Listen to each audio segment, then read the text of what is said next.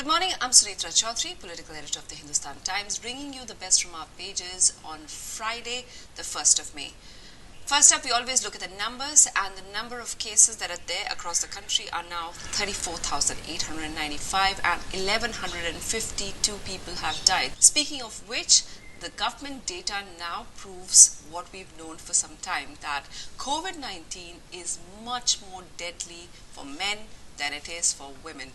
Now, looking at the data that has emerged just from India, it shows that 65% of deaths in the country are that of men suffering from COVID-19. 78% are those who have an underlying condition. Remember, if you have a condition like diabetes, kidney problems, heart condition, then COVID-19 may prove fatal for you. Also, the elderly, that's something that we've known as well.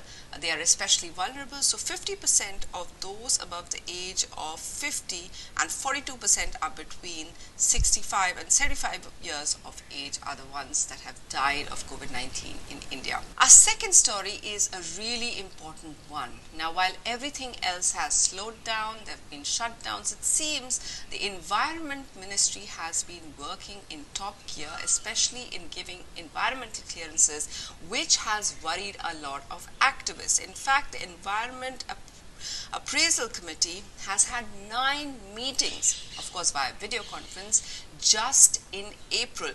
Now, what are the things that they've been looking at? Well, they have looked at things like the Parliament expansion and renovation, building a whole new Parliament building. 7 environmental clearances have been granted, 6 have been recommended. Among these is a controversial one which many civil society and activists have been opposing, is a meeting that has been held on the exploration of uranium at that Telangana Amrabad Tiger Reserve.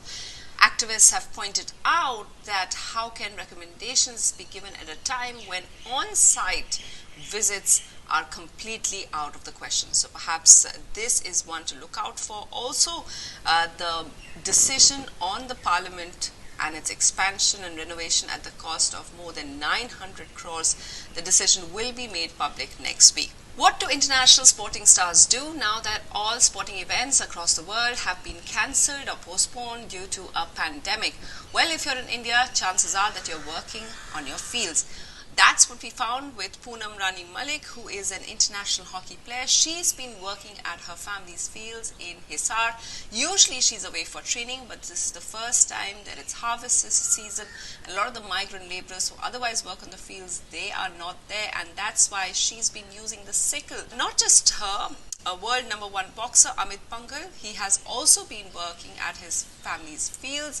He's been helping loading trucks, and there are many others as well. Olympian boxer, MANOJ, KUMAR, Rio Paralympian, RINKU, HOODA. They're now all working at their fields, and hopefully that's good physical training for them as well.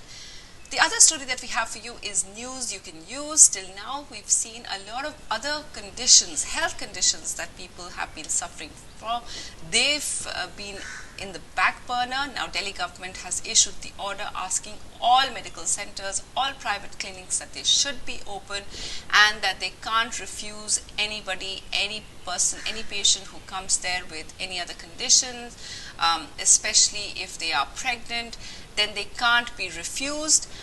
They've also said that if anybody refuses a patient, even private hospitals, then they risk losing their licenses. Well, the Delhi Medical Association has responded by saying, well, that is fair enough. However, the government should be giving protective gear like masks and other protective gear to doctors as well, so that they are not at risk from those who may have underlying COVID-19 or maybe asymptomatic but still may be contagious from COVID-19. And finally, we have the story of Praveen Burati, who took 2 months to get from Tehran to his home in Uttarakhand. At the time when the pandemic started and the world started to shut down, he was going on a 2-month holiday. He was coming back home to India, and at that time he was first put on a quarantine at a hotel in Tehran. It was only when he finished his quarantine over there, which was for 14 days, that he was allowed on a special flight back home. He was brought to Rajasthan.